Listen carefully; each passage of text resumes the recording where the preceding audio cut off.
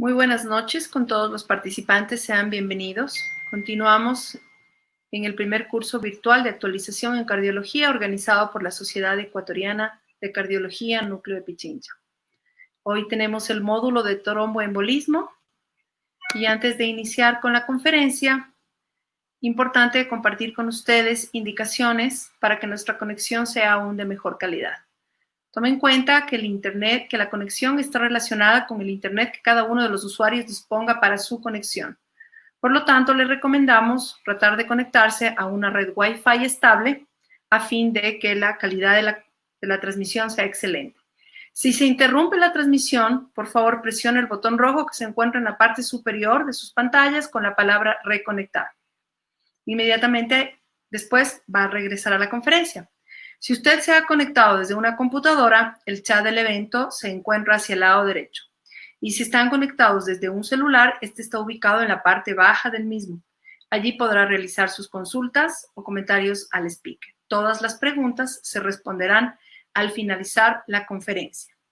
Les queremos recordar que finalizado el módulo, ustedes van a recibir el link de la evaluación. Hoy empezamos un nuevo módulo, son 2 sesiones finalizadas, recibirán el link para la evaluación. Adicionalmente a eso, les recordamos que las conferencias se encuentran en el canal YouTube de la Sociedad Ecuatoriana de Cardiología Núcleo de Pichincha. Muchas gracias por participar. Les dejo con el doctor Vladimir Ullauri, quien es el moderador de esta noche. Gracias, doctor Ullauri. Muy buenas noches a todos. Espero que estén bien. Gracias, Pauli, por la introducción y la información en general. Sí, efectivamente, hoy es la primera de las 2 charlas del módulo correspondiente a trombosis venosa, módulo de tromboembolismo.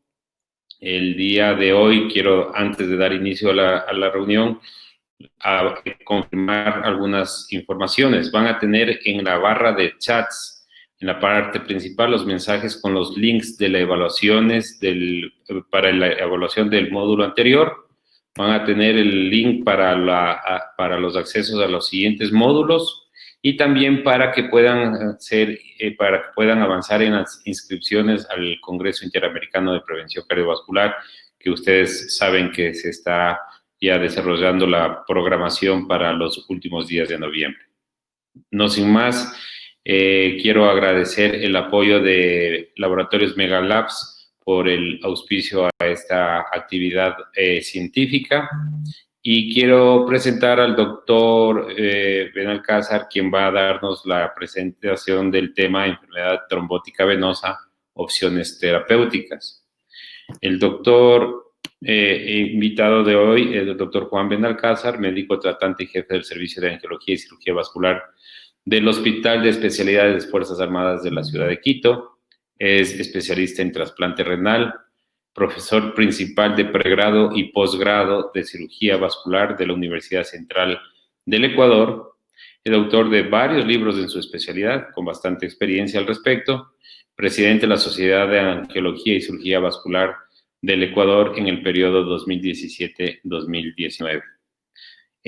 Doctor Benalcázar, bienvenido y muchísimas gracias por su participación.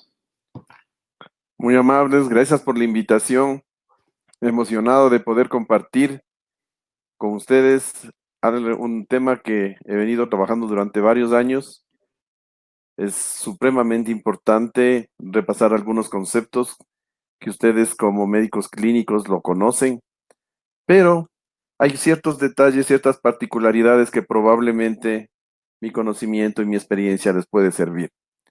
Pues la enfermedad tromboembólica venosa es la consecuencia final de un sinnúmero de factores de riesgo. Estos factores de riesgo son los que van a determinar de una manera individualizada llegar a un evento trombótico. Un evento trombótico que generalmente se localiza en las extremidades inferiores, que pueden embolizar hacia el pulmón y determinar una embolia pulmonar que podría llegar inclusive a causar la muerte, y si el paciente sobrevive, se queda con una secuela indefinida que es la hipertensión pulmonar. Esta es una parte importante y la mortalidad la mortalidad en estos casos supera, unido, sumado, el cáncer de seno, el cáncer de próstata, los accidentes de tránsito y el SIDA. Sumado todo esto, no alcanza a la cantidad de muertes que se producen como consecuencia de enfermedad tromboembólica venosa, como esta slide lo demuestra, sucede en Europa. Otra secuela bastante triste para el paciente es esto que se denomina el síndrome postrombótico. Este síndrome postrombótico cuya manifestación clínica más importante es la úlcera venosa, caracterizada por cambios de coloración de la piel alrededor, un fondo hay veces que limpio o sucio, y que siempre o casi siempre está en el tercio inferior, cara interna de la pierna. Pues manifestaciones o cuadros clínicos de estas características, pues yo creo que hemos visto, no siempre lamentablemente suelen ser así, no siempre vemos este aumento de volumen de la extremidad, el dolor. Cuando uno quiere arrimarse y buscar siempre esto, podría fracasar. Entonces, ¿cuál sería la primera recomendación? La primera recomendación es siempre, siempre estar pendientes de los antecedentes patológicos personales. Un paciente que tiene un cáncer activo, aquel paciente que tuvo trombosis venosa profunda, aquel paciente que viene más de 3 días inmovilizado o que viene de una cirugía reciente, usted empiece a sospechar si además de estos antecedentes patológicos personales presenta edema que deja fobia, un edema que cuando uno mide en relación a la pierna contralateral, tiene que tener más de 3 centímetros, además de un dolor, ¿sí? Cuando uno palpa el recorrido venoso, se manifiesta dolor y dilatación venosa. Una dilatación, no dijimos varices, que es una situación crónica de larga data. Dilatación de las venas. ¿Y por qué se produce? Pues prácticamente a través del sistema venoso profundo ya no hay retorno venoso. Por lo tanto, el sistema venoso superficial, gracias a esta característica hermosa que tiene nuestro sistema venoso, esta complacencia, permite que gran parte de ese volumen ahora retorne a través del sistema venoso superficial. Entonces, todos estos ha permitido que se forme esta escala de Wells, en donde ustedes pueden volver a ver cada uno de los signos y síntomas y antecedentes descritos. Usted todos estos debería sumar, debe sumar, y solo va a restar si es que el paciente, por ejemplo, tuviera una causa de edema crónico, ejemplo, un linfedema, o un edema crónico por insuficiencia cardíaca, podría ser. Solo en ese caso usted disminuye 2 puntos, y si no, va sumando y va sumando. Una vez que termina de sumar, se queda con 2 posibilidades. Una, que tuviera 1 o menos puntos, y a este grupo se les conoce como poco probable. Y tiene una prevalencia que va entre el 10 al 20%. Hay otro grupo importante y al que debemos ponerle mucho cuidado, es aquel que tiene 2 o más puntos, que se le denomina a este grupo como probables. ¿Por qué? Porque desde el punto de vista de prevalencia está descrito de un 50 hasta un 75%. Miren, que con el simple hecho de usted sumar esta que es la escala de Wells y usted determinar el número de factores que presenta, usted está en la capacidad por el momento de ir complementando su sospecha. Para verificar, para comprobar si es o no es trombosis venosa profunda, vamos a seguir este algoritmo. Está publicado en las guías americanas de hematología 2018. Aquel paciente que es probable, vamos a ir directamente a eco Doppler color. Ese es el examen que el paciente necesita.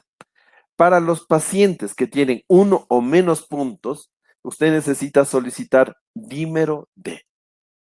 El dímero D puede estar negativo o el dímero D puede estar positivo.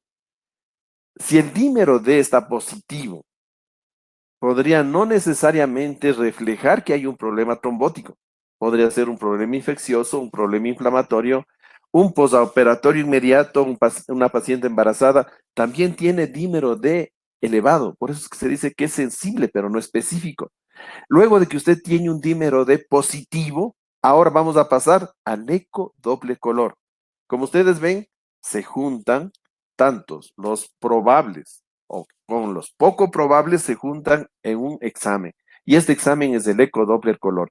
Si este es positivo, no hay duda, tiene trombosis venosa profunda. Si este es negativo, podría este paciente, si tiene síntomas sospechosos de TBP, necesitar un ecodoppler confirmatorio en 8 días.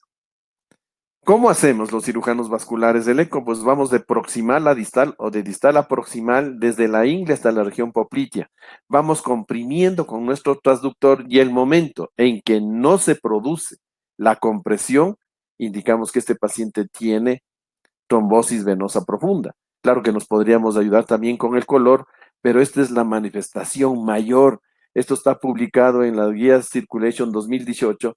Estas son las características que usted tiene que buscar para determinar que el paciente tiene trombosis venosa profunda. Una vez que usted tiene trombosis venosa profunda confirmada mediante ecografía y que usted sospecha que este paciente podría ser embolia pulmonar, morirse o quedarse con hipertensión pulmonar o quedarse con un síndrome postrombótico, la norma es anticoagule. Y esta es la única forma segura, eficaz, efectiva de romper este ciclo vital de un trombo a nivel de las extremidades inferiores. Pero una vez que está confirmada, ¿qué es lo que vamos a seguir? Necesitamos saber cómo está la hemostasia de este paciente. Y para eso vamos a necesitar obligatoriamente saber cómo está el contagio de plaquetas, cómo está su TP, cómo está su TTP, es supremamente importante, además de que necesitamos evaluar a nuestros pacientes previo a anticoagular, igual como lo hacemos con fibrilación auricular, necesitamos evaluar qué riesgo de sangrado tiene nuestro paciente. Y después veremos que necesitamos también saber cómo está la función renal. Para estimar el riesgo de sangrado, en las guías CHES 2016 se sugiere este score, en donde consideramos la edad, el antecedente de un sangrado previo, el cáncer, la insuficiencia renal, la trombocitopenia, el stroke. Todo esto es supremamente importante conocer y ir dándole un visto, un punto, porque tenemos que sumar capacidad funcional reducida, diabetes, cirugía reciente, caídas frecuentes, alcoholismo o el uso de plaquetas o AINES. Una vez que hemos sumado, vamos a tener pacientes con riesgo bajo. ¿Qué significa esto? 0 de factores de riesgo. O riesgo moderado, un factor de riesgo, o aquel que está en riesgo alto, que son 2 o más factores. Miren cómo durante los 3 primeros meses existe la posibilidad de que estos pacientes presenten diferentes niveles de sangrado, dependiendo del riesgo que tiene cada uno de ellos después de haber aplicado el score. Es importante esto porque luego de los 3 meses ustedes también pueden ver cómo se baja a un 50% el riesgo de sangrado.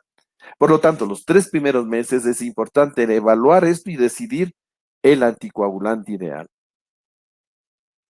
Existen varias opciones terapéuticas, algunas con estamos muy familiarizados porque prácticamente desde el primer día de mi formación usamos heparina sódica, usamos heparinas de bajo peso molecular y la warfarina. Y parecía que se nos había arreglado de algún modo el problema. Pero ahora tenemos pentasacáridos, tenemos anticoagulantes directos. La warfarina, como es de su conocimiento, es un anticoagulante que va a inhibir al factor 2, al 7, al 9 y al 10 activos, prácticamente impidiendo la formación del coágulo. Estamos también familiarizados con el esquema de cómo realizar una correcta anticoagulación, con esta que vendría a ser la forma convencional clásica de anticoagular. Una vez que hemos usado las heparinas de bajo peso molecular a dosis kilo más warfarina, necesitamos obtener por lo menos 2 valores de INR que esté entre 2 a 3 para pensar en suspender la heparina y quedarme con warfarina. Y la dosis de warfarina es individual. Todos tenemos experiencia, creo, con el manejo, pero es importante recalcar que es una dosis individual. Creo que también todos estamos familiarizados con casos clínicos como este, porque los pacientes lejos de conocer los efectos adversos de la warfarina o las interacciones, muchas veces se automedican o cambian su alimentación, y el olvido del medicamento hace que muchas veces los pacientes de edad lo tomen 2 o 3 veces, produciéndose una intoxicación warfarínica y muy probablemente un evento de sangrado. Los anticoagulantes directos, como su nombre mismo lo indica, son directos, van a atacar específicamente a uno de los factores procoagulantes. En el caso de los VANes, escúchese rivaroxaban, apixaban, edoxaban. En caso de los VANes, estos van directamente al factor 10 activo.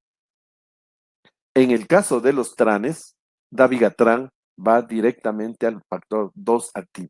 Son antitrombínicos. Por lo tanto, tenemos dos grupos importantes, fáciles de reconocer: los VANes anti-10A y los TRANes anti-2A. Es importante también recalcar que dabigatran es un profármaco, ¿sí? Que su eliminación es en un 80% renal y que no tiene metabolismo hepático, versus rivaroxaban, que tiene una biodisponibilidad de un 66%, no es un profármaco. Importante recalcar que para que se absorba necesitamos la presencia de alimentos con rivaroxaban versus los demás medicamentos que no tienen esa necesidad. Y su eliminación renal es menor, supremamente menor a dabigatran y un poco mayor a apixaban.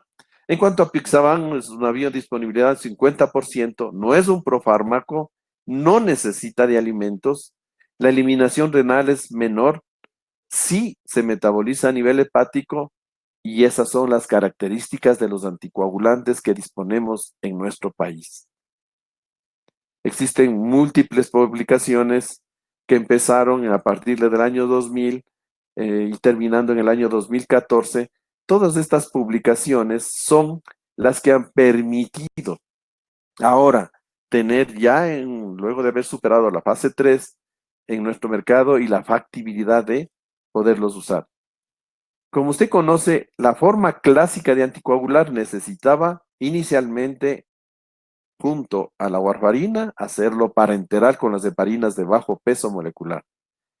Para dabigatran y para edoxaban también se necesita de heparinas de bajo peso molecular, pero se las usa solas durante un promedio de 7 días, y posteriormente se usan exclusivamente dabigatran 150 miligramos 2 veces al día. Para apixaban y rivaroxaban no se necesita, como ustedes pueden ver muy claramente en el slide, la necesidad de colocar heparinas de bajo peso molecular en su inicio, sino que empezamos directamente con la dosis. Dabigatran entonces con heparinas para inicio, y luego continuamos con 150 miligramos 2 veces al día. Para rivaroxaban, 15 miligramos vía oral BID por 21 días con alimentos, y luego nos quedamos con 20 miligramos una vez al día. Apixaban, 10 miligramos por 7 días BID, y luego continuamos con 5 miligramos BID. Esta es la forma correcta de anticoagular con cada uno de nuestros anticoagulantes disponibles en nuestro país. ¿Cómo les ha ido cuando se ha hecho comparaciones indirectas a cada uno de ellos? Primero, el objetivo primario ha sido evaluar si los pacientes, mientras recibían dabigatran, rivaroxaban o apixaban, estimar si hubo o no recurrencia durante el tratamiento, y como efectos secundarios también se evaluó los eventos hemorrágicos. Esto fue una constante y que se comparó con el tratamiento clásico, con la warfarina. Dabigatran versus warfarina en Recover. En el Recover 2, dabigatran versus warfarina. En Leisten DBT, rivaroxaban versus warfarina, y Leisten EP, rivaroxaban versus warfarina. Y en el Amplify, apixaban versus warfarina. Entonces vamos a ver aquí que está a favor del uso de rivaroxaban y apixaban en cuanto a eficacia. Vamos a ver acá, en cuanto a seguridad, podemos ver que tanto con dabigatran, con rivaroxaban, en el estudio para trombosis venosa profunda. Para embolia pulmonar, quiero que le pongamos cuidado en cuanto a sangrado mayor, de 5.6 para dabigatran, de 5 para dabigatran, de 8.1 para rivaroxaban, de 10 para rivaroxaban en el estudio Einstein-EP, y para Amplifi, 0.6 de riesgo de sangrado mayor. Si esto lo graficamos así, esto sería para el estudio Amplifi, para el estudio Recover 2, para el estudio Recover 1, para Einstein-DBT y para Einstein-EP.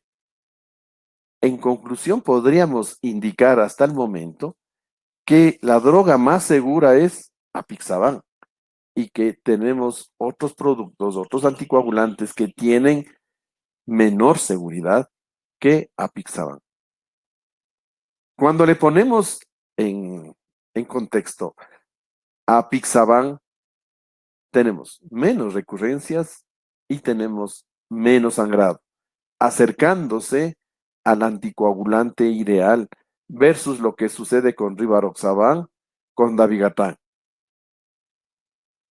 Cuando ya tenemos elegido el anticoagulante y usted conoce el riesgo de sangrado de un paciente, y como nos sucede en casi todos los otros hospitales, la única opción que teníamos hasta hace poco era warfarina. Probablemente la warfarina seguirá siendo una droga en ciertas circunstancias imprescindible y necesaria porque no hay quien la reemplace, y si es que usted tiene la posibilidad de seleccionar, entonces la warfarina sería el medicamento ideal para aquel paciente que tiene riesgo bajo de sangrado. Porque si es que tiene riesgo moderado o alto, la warfarina tuvo mucho más riesgo de sangrado que dabigatran, que rivaroxaban, que apixaban. Es el menos seguro. Para los ACOs, para cualquier anticoagulante directo, ustedes ya saben de todos ellos cuál hasta el momento es el más seguro. Usted puede elegir independientemente del riesgo de sangrado, porque usted sabe que con anticoagulante directo tenemos menos riesgo de eventos de sangrado mayor o clínicamente relevantes. Estas son las guías CHES 2016, en donde nos sugieren que para los pacientes que tienen trombosis venosa profunda o embolia pulmonar sin cáncer, necesitamos de un anticoagulante directo sobre la vitamina, sobre warfarina o antagonistas de la vitamina K, por sobre ellos. Esta es una guía europea 2017 en donde contundentemente nos indica que los anticoagulantes directos son la primera línea de tratamiento en pacientes que con trombosis venosa profunda o embolia pulmonar sin cáncer. Hemos visto que es necesario evaluar la hemostasia, hemos visto que es muy importante evaluar el riesgo de sangrado y también necesitamos tener en cuenta, en consideración, la enfermedad renal, la función renal. Ya sabemos que dabigatran tiene un 80% de excreción renal, por lo tanto no sería una droga segura. Para rivaroxaban o apixaban se recomienda una disminución de un 50% cuando el paciente tiene una depuración de creatinina de menos de 50. En cuanto a la edad, para dabigatran se sugiere para pacientes mayores de 80 años 110 miligramos, aunque no hay evidencia científica en los estudios Recover 1 y Recover 2, no se probó esa dosis, pero esa es una recomendación de la FDA. Y para apixaban se debería también disminuir la dosis. En cuanto a la enfermedad hepática, como dabigatran no tiene metabolismo hepático, se podría usar en Child A y B. Como rivaroxaban y apixaban tienen metabolismo hepático, solo se sugiere su uso en Child A. Y la FDA sugirió que tanto para apixaban como para rivaroxaban se debería usar el 50% de la dosis para pacientes que tienen problemas de función renal severa. Hemos repasado qué anticoagulante podría ser efectivo hemos repasado el riesgo de sangrado. Ahora necesitamos saber cuánto tiempo voy a anticoagular a un paciente y por qué. Cuando un paciente tiene un factor de riesgo transitorio,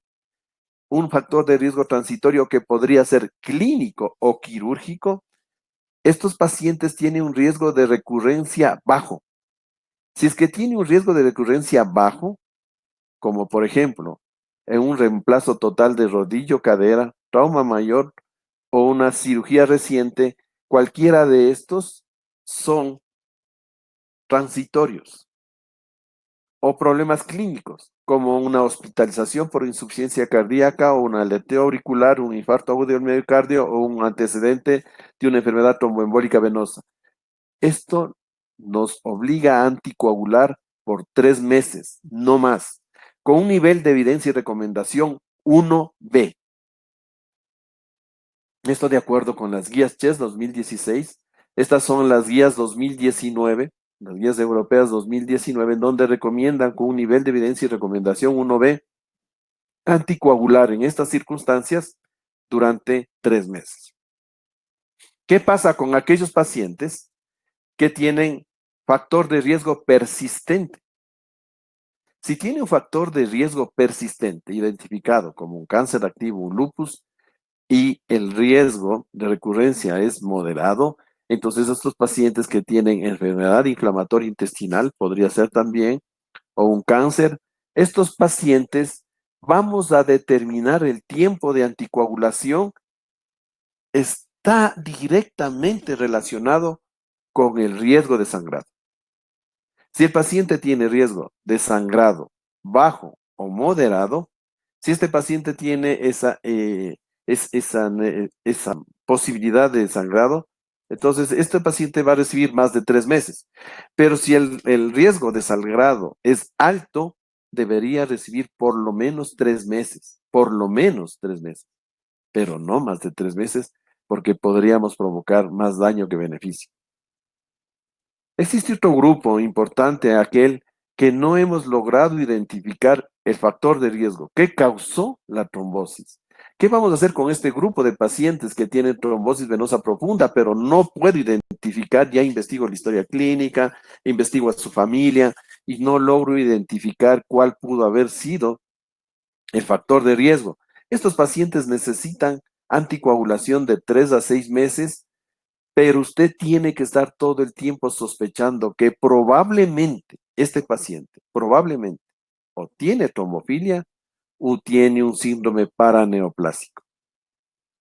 De los estados de hipercoagulabilidad, el factor 5 de Leiden homocigótico es el heterocigótico, es aquel que tiene mayor riesgo de hacer enfermedad tromboembólica venosa, al igual que la deficiencia de antitrombina o la de la proteína C y proteína S. Pero, ¿qué es importante? Muchas veces nos ponemos nerviosos y queremos identificar, queremos saber cuál fue la causa. Creo que lo mejor que podemos hacer es anticoagular y anticoagular de una manera correcta con el esquema probado y hoy recordado por mí. Es importante entonces identificar cuáles podrían ser las causas y esperar, ¿sí? Esperar a que termine el anticoagulante para poder pedir proteína C, antitrombina o anticoagulante lúpico. Tal vez, si es que es mucha la necesidad, podríamos durante la anticoagulación exclusivamente pedir factor 5 de Leiden, mutación protrombínica, anticuerpos anticardiolipina y beta 2 glicoproteína 1. Probablemente esto sea lo único que usted podría llegar a pedir, con la posibilidad de encontrar no falsos positivos, porque si usted pide durante el uso de anticoagulantes proteína C o proteína S, podría tener un falso negativo. Otra situación importante es saber que los pacientes que están sospechosos no tienen probablemente trombofilia. Por la edad podríamos pensar que estuviéramos frente a un paciente que tuviera un cáncer oculto. Se necesita conocer esta escala, que es una escala de Riete, en donde aquellos pacientes que tienen más de 3 puntos se acercan a más de un 12% de posibilidades de tener un cáncer. El sexo masculino, más de 70 años, enfermedad pulmonar crónica, anemia, un recuento de plaquetas más de 350,000. Estos factores hay que considerarlos para empezar un proceso de investigación dependiendo de la edad y de la sintomatología que probablemente este paciente pudiera tener. Los pacientes en quienes no encontramos, ¿sí? No encontramos una causa, hasta que encontremos la causa debería recibir anticoagulación indefinida, hasta que encontremos la causa. Porque tenemos que seguir investigando hasta encontrar el factor de riesgo que desencadenó esta trombosis. Si hay algo peligroso es la presencia de la trombosis venosa profunda y la embolia pulmonar al mismo tiempo. Cuando no hay inestabilidad hemodinámica, el paciente podría ir inmediatamente a tratamiento, una vez que hemos confirmado la embolia pulmonar. Si no hay inestabilidad hemodinámica, el paciente podría recibir tratamiento ambulatorio y una alta temprana, versus aquellos pacientes que tienen inestabilidad hemodinámica, muy probablemente necesita fibrinolisis o trombectomía quirúrgica. Por eso hay que saber bien que estos pacientes podrían tener inestabilidad. En ese caso, necesitamos evaluar la troponina y en base a eso decidir su hospitalización para observación y probable fibrinolisis. Los demás podrían recibir anticoagulación. ¿Y qué anticoagulante se prefiere? Pues cualquier ACO sobre la warfarina. Esta es la guía 2019 del manejo de la embolia pulmonar con un nivel de evidencia y recomendación 1A, recomienda los ACO. ¿Qué pasa con aquellos pacientes que están hemodinámicamente estables y que queremos hacer manejo ambulatorio? Decir ACO, con un nivel de evidencia y recomendación 2A. Pero existe la posibilidad también de que un paciente que ya tuvo trombosis venosa profunda pueda volverla a presentar. ¿Y cuáles son los que mayormente pueden llegar a pasar? Estos son aquellos pacientes que no tienen una causa conocida, porque aquellos que tienen una causa conocida, como ya lo revisamos, tienen menor riesgo de recurrencia. Si existe la posibilidad que se presente una nueva trombosis venosa profunda proximal la conocemos desde la vena poplitea hacia arriba, prácticamente podría ser hasta la pelvis, tiene 3 veces más de posibilidades de hacer embolia pulmonar y probablemente morir. Y estos pacientes tienen 2 o 3 veces más posibilidad de hacer síndrome postrombótico o quedarse con hipertensión pulmonar. Estos pacientes necesitan, por lo tanto, evaluar muy bien el riesgo de recurrencia y luego evaluar la necesidad de anticoagulación y, por lo tanto, el riesgo de sangrado. Y esto tiene que saber el paciente para una decisión definitiva. Esta ha sido la evolución en cuanto a tratamiento de prevención de la recurrencia de enfermedad tromboembólica venosa. La primera publicación se hizo en el 2011, luego fuimos evolucionando. En el 2013 hubieron 2 para dabigatran y en el año 2013 se publicó también para apixaban versus placebo, el Amplification, y en el año 2017 el Einstein Choice. Estos son los estudios de los cuales el estudio Remedy se hizo dabigatran versus anticoagulante, versus warfarina. Los demás son versus placebo. A diferencia del Choice, Einstein Choice, que se hizo rivaroxaban versus aspirina.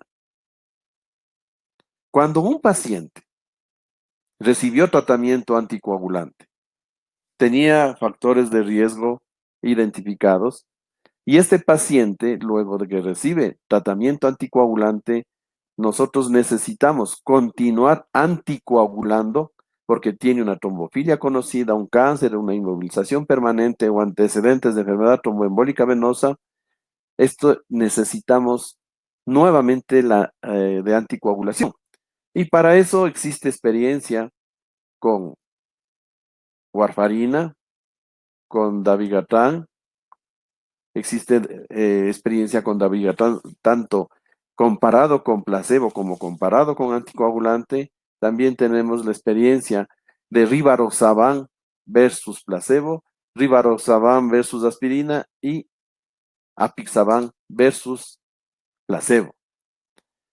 ¿Qué es lo que se buscó en cada uno de estos estudios? Lo que se buscó es la recurrencia o la muerte asociada. Y también se publicó, se determinó qué pacientes presentaron sangrado clínicamente relevante o sangrado mayor. Aquí vamos a ver lo que sucedió en cuanto a eficacia. Y el problema, otra vez, es todos son eficaces, pero tenemos problemas con la seguridad. Y de todos, nuevamente, apixaban es el más seguro comparado con los demás. Cuando se quería saber si las muertes por todas las causas es a favor de todos los DACOs, independientemente de su nombre. Esta es una comparación, es una comparación indirecta en donde se ve qué pasa con los pacientes. El riesgo de sangrado está de color rojo, entonces pueden ver aquí. Y vamos a ver qué le sucedió cuando se usó dosis estándares de warfarina. Tenemos riesgo de sangrado y riesgo de recurrencia en verde. Obviamente que cuando no se usa ni antiagregantes ni anticoagulantes, solo placebo, el riesgo de recurrencia es muy alto y el riesgo de sangrado es bajo.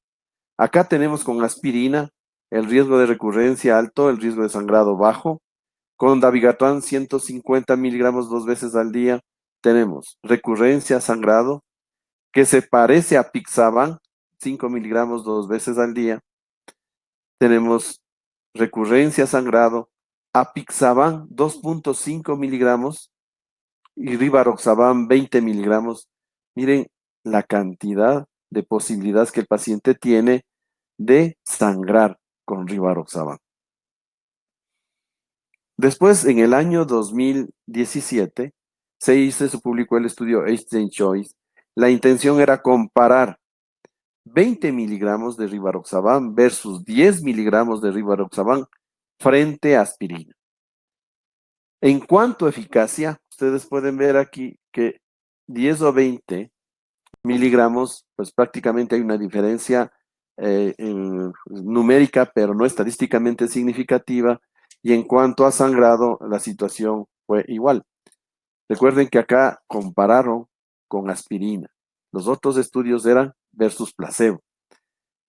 Las guías 2019 recomienda que se podría usar apixaban o rivaroxaban a dosis reducida con un nivel de evidencia y recomendación 2A. ¿Qué pasa con aquellos pacientes que, aparte de que tienen trombosis venosa profunda, tienen embolia pulmonar, tienen cáncer? Pues este sí es un triángulo amoroso bastante o recontra peligroso, porque los pacientes oncológicos viven en un estado de hipercoagulabilidad permanente. Y este estado de hipercoagulabilidad permite que prácticamente la prevalencia general de la enfermedad tromboembólica venosa es de 1 por 1000, versus aquellos pacientes que tienen cáncer, tiene 1 por cada 200 pacientes. La prevalencia es muy alta en pacientes oncológicos. Pero, ¿cuáles son los cánceres más agresivos respecto a la enfermedad tromboembólica venosa? El de páncreas, cerebro, gastrointestinal superior o pulmón. Estos son los que mayormente van a desencadenar enfermedad tromboembólica venosa. Riesgo intermedio tiene el mieloma, el ginecológico y el colorectal. Y riesgo bajo, el de mama, el de próstata, el mieloma. Aquí un punto importante a recalcar es que creo que todos hemos pasado por intentar encontrar una justificación de saber cuál fue la causa desconocida de una trombosis. Y creo que siempre empezamos por el cáncer de próstata, casi siempre empezamos por el cáncer de mama. Y yo creo que sí nos olvidamos con bastante frecuencia el investigar el cáncer de páncreas, el cáncer de cerebro y el cáncer de pulmón, que como ustedes ven son los más peligrosos. Pero ¿por qué debería ser agresiva nuestro manejo y nuestra investigación en pacientes con cáncer, porque definitivamente aquel paciente que tiene trombosis venosa profunda o embolia pulmonar y tiene una enfermedad maligna, tiene mucho más probabilidad de muerte que aquel que tiene solo enfermedad maligna o solo trombosis venosa profunda o solo embolia pulmonar. Tenemos que estar muy conscientes de esto y nuestra actividad debe ser a tratar de evitar estas muertes. Los pacientes que tienen cáncer activo tienen una recurrencia y esta recurrencia frecuentemente se produce en los primeros 6 meses, por lo tanto el tratamiento tiene que orientarse hacia allá. Hay un estudio bastante importante que ha servido de referencia durante muchos años, que es el estudio CLOT, se publicó en el año 2003, se lo hizo con dalteparina versus warfarina. Este estudio nos permitió saber que la dalteparina tenía una capacidad de una reducción del riesgo relativo de un 52% en cuanto a eficacia. Y en cuanto a seguridad, también era mucho más seguro, ¿sí? Era mucho más seguro que que warfarina. Entonces, durante muchos años, y de hecho hasta el año 2016, que es la última publicación de las guías CHES, se recomendaba el uso de heparina de bajo peso molecular por sobre la terapia con warfarina, con dabigatran, con rivaroxaban, con apixaban o con edoxaban. Estaba a la cabeza hasta el año 2016 la heparina de bajo peso molecular. Dije hasta el año 2016, por lo tanto las publicaciones de a partir del año 2018 y la última el año 2020, en el año 2018 sí una publicación muy importante para rivaroxaban, el estudio SELECT-D, para edoxaban, el estudio Hokusai, y para Pixaban, el estudio Carabaj. Este se publicó en marzo del 2020. Estas son las posibilidades. Ahora, ¿cómo debería decidir yo si necesito anticoagular? Recuerden que los pacientes oncológicos ya vimos que tienen un estado de hipercoagulabilidad, por lo tanto, elevada posibilidad de hacer trombosis venosa profunda, elevada posibilidad de hacer embolia pulmonar, pero por otro lado, los pacientes oncológicos también tienen mayor riesgo de sangrado. Eso tenemos que considerar. Entonces necesitamos un anticoagulante eficaz, ¿sí? Necesitamos un anticoagulante eficaz. Aquí está el estudio CLOT. Aquí están todos los nombrados con el anticoagulante indicado. Y vemos que casi todos los anticoagulantes directos son eficaces, pero hay una condición muy, muy importante, que aquellos pacientes que consideramos oncológicos también tienen un riesgo de sangrado mayor frente a los no oncológicos. Por lo tanto, necesitamos el anticoagulante más seguro y que al momento, de acuerdo con esta comparación indirecta, es apixaban. Pero no todo es color de rosa para los ACOs. Debemos tener mucha precaución con pacientes neoplásicos gastrointestinales, geniturinarios y aquellos que tienen mucosas, porque estos pacientes que tienen este tipo de cánceres son los que sangran y eso podría complicarnos la situación clínica del paciente. Al momento podríamos concluir que los anticoagulantes directos tienen dosis fija, no requieren un control de laboratorio de rutina, no requieren ajuste de dosis excepto lo indicado y que la eficacia es similar, ¿sí?, a warfarina y que tiene muchísima mejor seguridad. Pero tenemos algunas otras precauciones que nosotros debemos repasar. Todos estos pacientes que tienen indicación de anticoagulación prolongada, usted tiene que reevaluar, hay que reevaluar la tolerancia, la adherencia a los medicamentos, hay que reevaluar la función hepática, la función renal y el riesgo de sangrado. Esto es lo que necesitan como una condición obligatoria todos nuestros pacientes. Y obviamente no vamos a prescribir en un paciente en etapa de lactancia o embarazada o aquel que tiene un síndrome antifosfolipídico. No nos arriesguemos, porque esta nota informativa de la agencia española nos indica que en estudios que se realizaron con rivaroxaban se notó, se reportó un incremento de efectos trombóticos, por lo tanto, se sugiere no usar ningún anticoagulante directo, definitivamente. ¿Qué pasa con aquellos pacientes que tienen insuficiencia renal?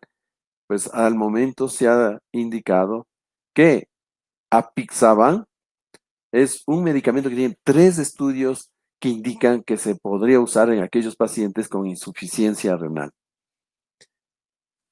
¿Cómo vamos a tratar y qué dosis vamos a usar en nuestros pacientes obesos? Aunque los pacientes llegaran a tener un índice de masa corporal de 40 o menos, o un peso inferior o igual a 120 kilogramos, es la dosis estándar. No vamos a modificar. Es decir, el peso no aplica para modificación de dosis. La función renal sí. Existen varios medicamentos. Aquí vamos a ir viendo con rivaroxaban. Aquí estamos con dabigatran.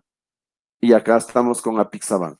Como podemos ver en rojo, muchos de los medicamentos como ketoconazol, amiodarona, verapamil, quinidina, rifampicina, carbamazepina, ketoconazol y la claritromicina hay que evitar con rivaroxaban. Pero existen también ciertas condiciones con dabigatran y ciertas condiciones con apixaban.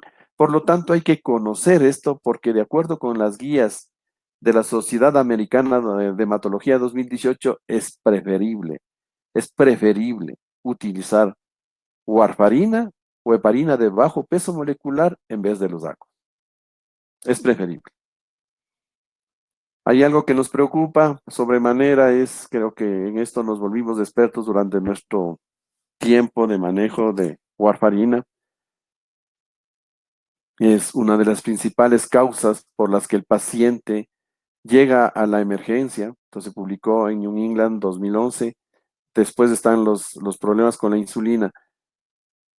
Creo que hasta hace algunos años la única forma de revertir una intoxicación warfarínica era el plasma fresco congelado.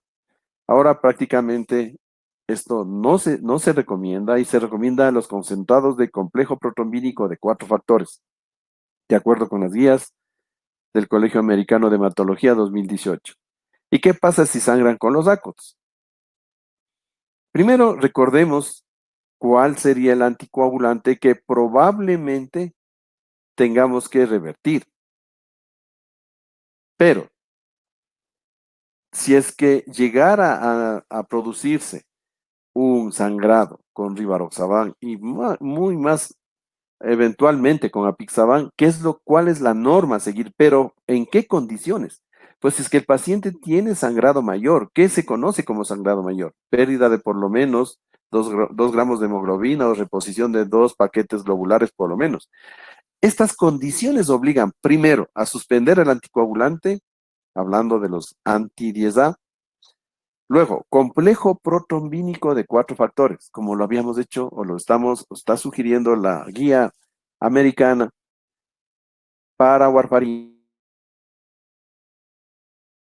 y NET, que en el país no existe.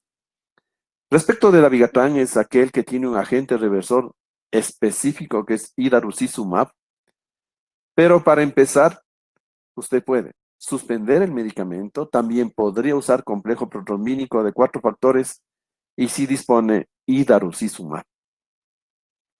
Que les quiero agradecer.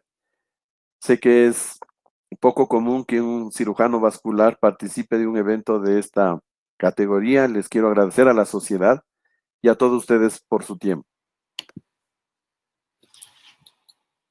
Doctor Benalcázar, muchísimas gracias, ¿no? Más bien un placer el haber tenido su presencia aquí en nuestro curso virtual de la Sociedad de Cardiología.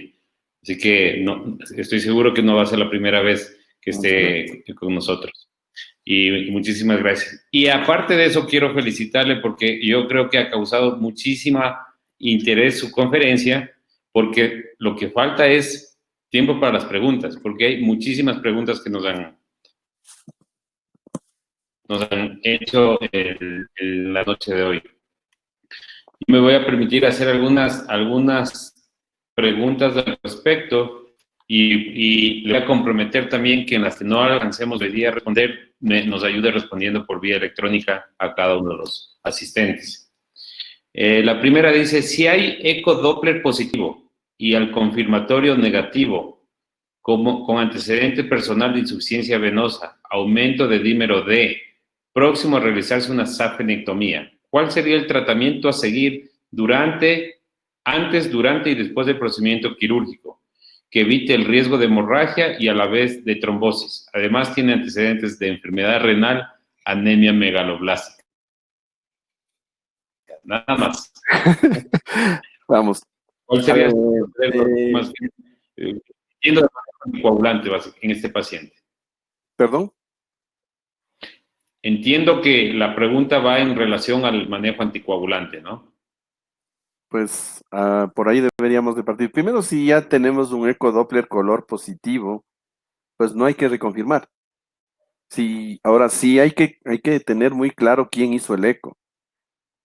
Número uno. Número dos, una vez que usted está completamente seguro de que tiene trombosis venosa profunda y que además de eso tiene varices, no es el mejor momento para una cirugía. Trate lo agudo, trate lo que le va a matar. Las varices son una patología crónica.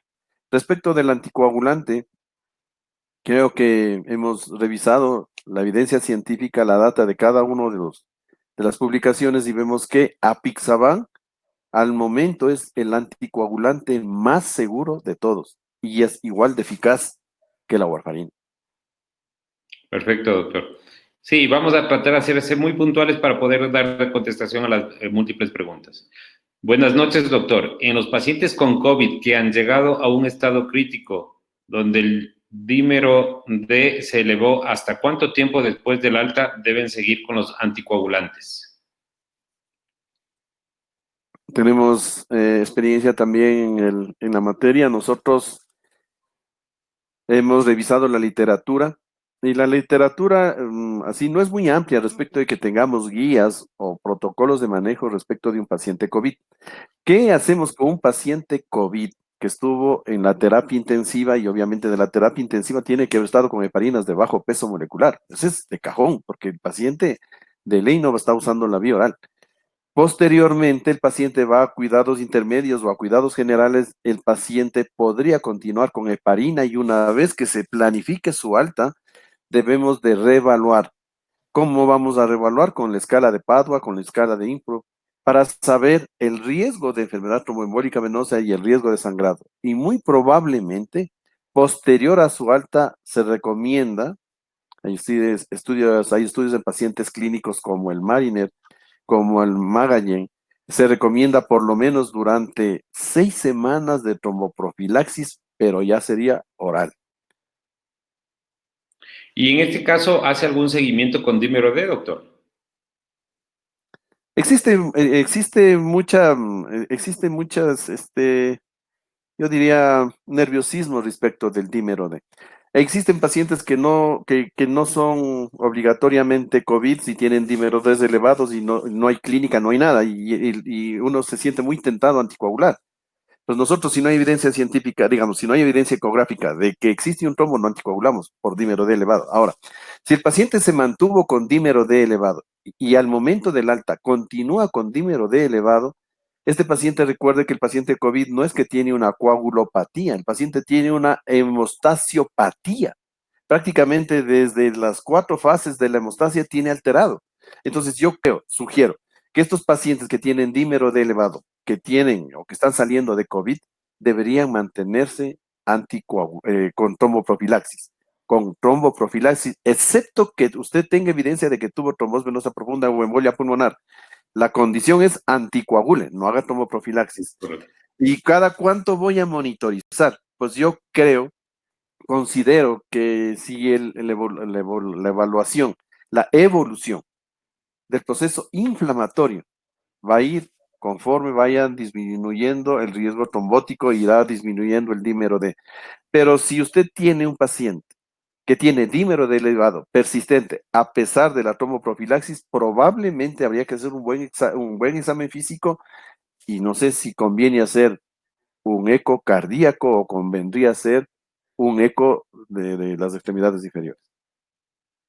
Muy bien, perfecto. Al respecto de COVID, igual otra pregunta. En pacientes con COVID-19, los cuales no requieren hospitalización por parte pulmonar, pero presenta dímero D elevado, ¿qué anticoagulante vía oral se preferiría?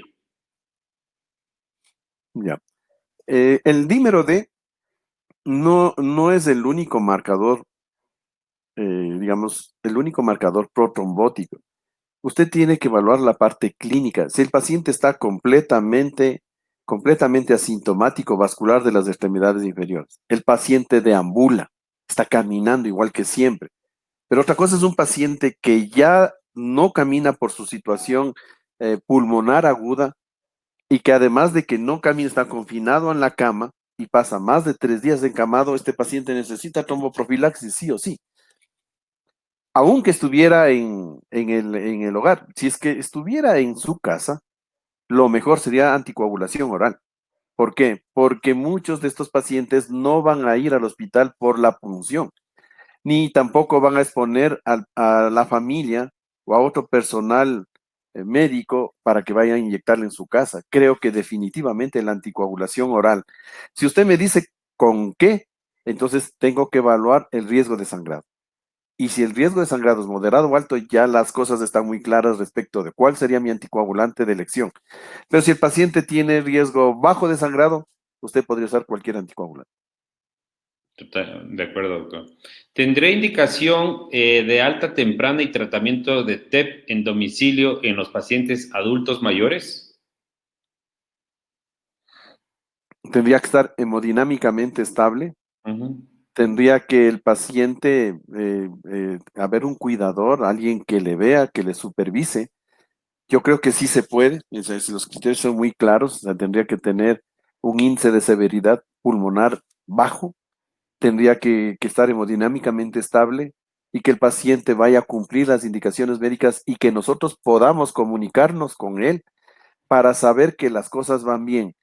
O sea, la condición de que sea adulto mayor, no creo que le obligue a quedarse hospitalizado para manejo, excepto que fuera monitorización, que estuviera en riesgo intermedio. Este paciente tiene que ingresar y tiene que monitorizar. Si está en alto riesgo, tal vez se vaya a UCI directamente. Entonces, las cosas muy claras, ¿no? Intermedio ingresa, bajo a la casa con apixaban, rivaroxaban o dabigatran. Sí, yo creo que en general todo este tipo de casos hay que evaluar los riesgos, ¿no? Y la estabilidad del paciente. Indudablemente tenemos un paciente con inestabilidad hemodinámica, tenemos hipoxia y va a requerir oxígeno, va a requerir soporte de terapia intensiva, es otro el escenario. Entendería de esa pregunta básicamente el paciente que es estable totalmente y solo por la edad considerar si es que se puede dar una alta hospitalaria, creo que eso es una cuestión más que nada personalizada de acuerdo a la condición, ¿no? En una paciente de trombosis venosa profunda de causa no clara o no identificada, ¿se podría considerar el antecedente de toma de anticonceptivos orales durante la juventud como posible desencadenante o factor de riesgo? Sí hemos visto trombosis venosa profunda asociada al uso de anticonceptivos, generalmente estrógenos en altas concentraciones. Pero el hecho de tener el antecedente de que tomé mi juventud y ahora termino teniendo trombosis venosa profunda, pues definitivamente no. Más bien es cuando uno prescribe, porque es uno muy generoso prescribiendo anticonceptivos, y usted tiene que considerar los antecedentes patológicos familiares. Si su papá, su mamá de esta paciente, joven, murió por embolia pulmonar o trombosis venosa profunda, cuidado, cuidado. Este paciente podría terminar haciendo trombosis venosa profunda y como una desencadenante podría ser los estrógenos. El antecedente de haber tomado estrógenos, no. Si usted va a prescribir estrógenos, evalúe muy bien a su paciente de que no vaya a tener su familia antecedentes de síndromes de hipercoagulabilidad. Ok, perfecto, muy claro. Si el ecodoppler, este ya lo leímos, ¿cuál sería el tratamiento? Dice, en pacientes con antecedentes de trombosis venosa profunda y embolia pulmonar, ¿se debe mantener con aspirina de por vida?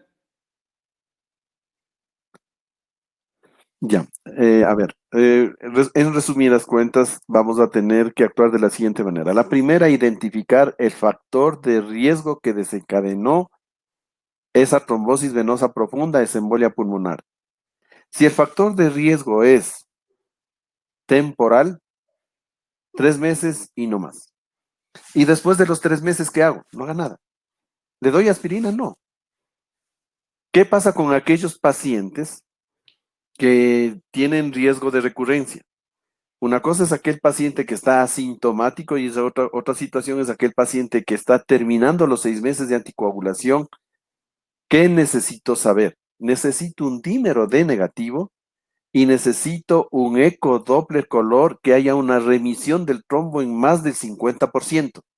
Si tengo dímero D negativo y tengo remisión del más del 50% del trombo inicial, entonces puedo retirar el anticoagulante y probablemente no necesite nada más. Hay una escala, se llama la escala de Dutch, en donde se evalúa dímero D, localización del trombo y la edad. Si es que el riesgo de recurrencia es mediano, usted podría usar aspirina. Podría. Pero si ya vemos los estudios con apixaban, con rivaroxaban, con dabigatran versus placebo versus aspirina y vemos que todos superan los anticoagulantes, si el paciente tiene necesidad de anticoagulación, anticoagule. Perfecto. Doctor, a ver, yo quiero hacerle una pregunta. Sabemos que hay pacientes que son candidatos a anticoagulación y hay muchos pacientes que tienen contraindicación anticoagulación. ¿Cuál es su criterio y cuál es su recomendación en base a los filtros de vena cava? Prácticamente usted hizo una descripción perfecta de aquel paciente que teniendo indicación, ¿sí? Teniendo indicación de anticoagulación, pero vamos a saber de qué tipo de trombosis estamos hablando. Estamos hablando de trombosis venosas profundas proximales, desde la rodilla hacia la pelvis. Estos pacientes que tienen alto riesgo de embolia pulmonar y muerte, estos pacientes, este grupo de pacientes que tienen indicación absoluta de anticoagulación y tiene contraindicación absoluta de anticoagulación por una cirugía del sistema nervioso central reciente o ocular reciente, estos pacientes necesitan la colocación de un filtro de vena cava. Estos pacientes hay que evaluar cuál fue la causa, ¿sí? ¿Cuál es la causa que está determinando la no anticoagulación? Si es que es una causa que puede ser resuelta, filtro de vena cava temporal. Si es que es una causa que va a ser perenne, entonces filtro de vena cava definitivo, o con sus consabidas complicaciones. Entonces el filtro de vena cava es un armamento muy necesario en el tratamiento de la trombosis venosa profunda cuando existe contraindicación absoluta al uso de anticoagulantes. Totalmente. Eso es una cuestión que obviamente en nuestro medio nos falta tener claro esos conceptos porque muchas veces se omiten o el paciente queda desprotegido sin ningún tipo de plan de tratamiento y obviamente el filtro hay que tenerlo como consideración. La última pregunta, mi doctor, y siempre muchas gracias por todo su aporte.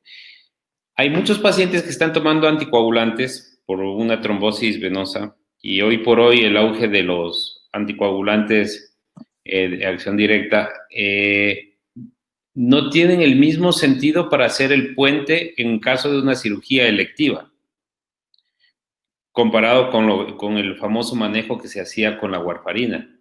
Yo quisiera que nos dé esas pautas porque es un día a día lo que se va manejando y las recomendaciones de este tipo de cambios de medicación para una cirugía electiva. ¿Qué pasa con el paciente anticoagulado y va a ser sometido a una cirugía electiva cualquiera que sea? Con anticoagulante directo. Con anticoagulante directo. Ya. Tenemos que considerar los siguientes aspectos. El primer aspecto, función renal. ¿Cómo está su función renal? Porque de eso de algún modo nos va a permitir saber el tiempo que va a necesitar esa persona para depurar el anticoagulante. Segundo, y importantísimo y necesario, saber el riesgo de sangrado. Todo procedimiento quirúrgico tiene diferentes niveles de riesgo de sangrado. Hay veces que se suspende el anticoagulante. Se suspende el anticoagulante para un problema odontológico. Así es. Y si tenemos una trombosis venosa profunda, proximal, reciente, ese paciente, por suspender el anticoagulante, podría morirse con una embolia pulmonar. Y tampoco le vamos a colocar un filtro de vena cava para que le arreglen su diente. Es decir, depende de la situación clínica. Si el procedimiento quirúrgico tiene un alto riesgo de sangrado, pongamos, una situación de un aneurisma que necesita ser resuelto, muy probablemente el paciente necesita filtro de vena cava hasta cuando el paciente pueda recibir nuevamente anticoagulación. Entonces, hay que saber muy claramente a qué va a ser sometido el paciente, cuál es su función renal. En términos generales, se podría esperar 2 días, el paciente es sometido a su procedimiento y se reinicia inmediatamente después que se comprobó que hay una buena hemostasis. Hay cirugías en las que se deja un DREN, se puede ver si el paciente está sangrando o no, pero la mayoría de cirugías ahora son mínimamente invasivas, no necesitan DREN, pero el cirujano sí puede ver cómo queda el hecho quirúrgico y podría recomendar, si es él el que está anticoagulando, recomendar al médico clínico que lo está haciendo que reinicie la anticoagulación lo más pronto posible, así como dicen las guías de la Sociedad Americana de Hematología 2018. No hay que suspender la anticoagulación por todo, tiene que ser una situación supremamente selectiva. No es lo mismo, yo sé que no es mi campo de acción, que fibrilación auricular, usted está haciendo profilaxis. Aquí el problema es, tengo un trombo en la pierna o puede estar en la pelvis y se va a ir al pulmón. No suspende el anticoagulante. Intente en la medida de lo posible diferir. Hay que diferir los procedimientos quirúrgicos que se puedan, pero si es una emergencia, ya está dicho. Suspendo el anticoagulante, coloco filtro de vena cava, sucede la cirugía e inmediatamente, lo más pronto posible, reinicio la anticoagulación. Perfecto, muchísimas gracias, doctor. Creo que le voy a hacer la última pregunta, pero que me parece interesante. En la emergencia, en pacientes posparto que ingresan con un cuadro de trombosis venosa profunda, ¿cuál sería su manejo?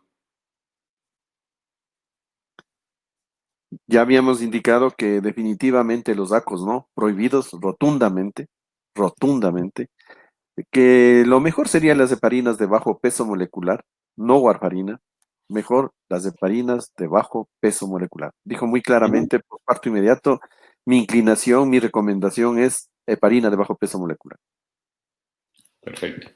Bueno, pues yo creo que en función del tiempo, porque siempre hemos tratado de mantener la hora entre presentación y preguntas y respuestas, y yo creo que nos vamos a ajustar al mismo tiempo y nuevamente le comprometo a mi doctor Benalcázar a que nos ayude con las respuestas vía electrónica. A cada uno de ustedes nuevamente muchas gracias, mi doctor. Tenga la seguridad que esta es su casa y será siempre bienvenido. Muy amable.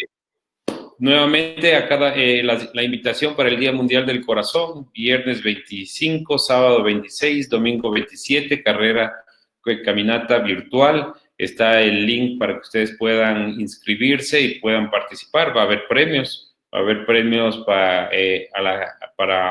en base a los sorteos. Se hará un sorteo a quienes hayan completado la actividad y manden su evidencia. Así que les invito a participar.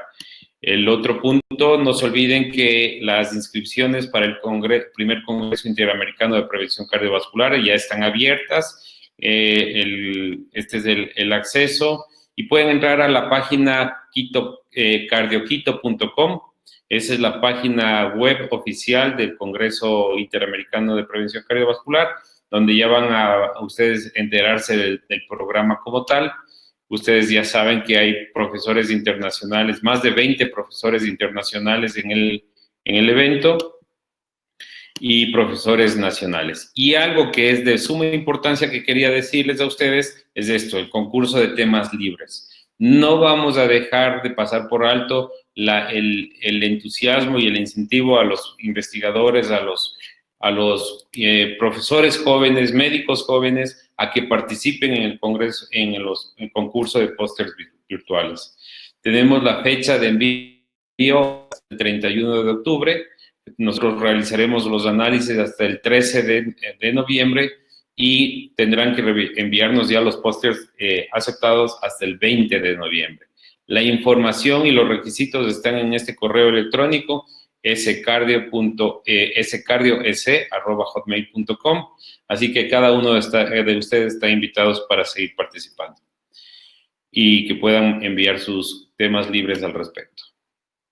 Bueno, pues nada más que nuevamente agradecer el apoyo de Laboratorios Mega Labs por el permitirnos realizar esta actividad científica, como les habíamos dicho en el inicio de la reunión. Doctor Benalcázar, con usted le dejo sus palabras para que pueda cerrar la reunión de hoy. Felicitarles como sociedad. Yo sé el trabajo arduo que es ser presidente y trabajar como grupo, como gremio. He estado pendiente de la mayoría de las charlas que se han dictado aquí.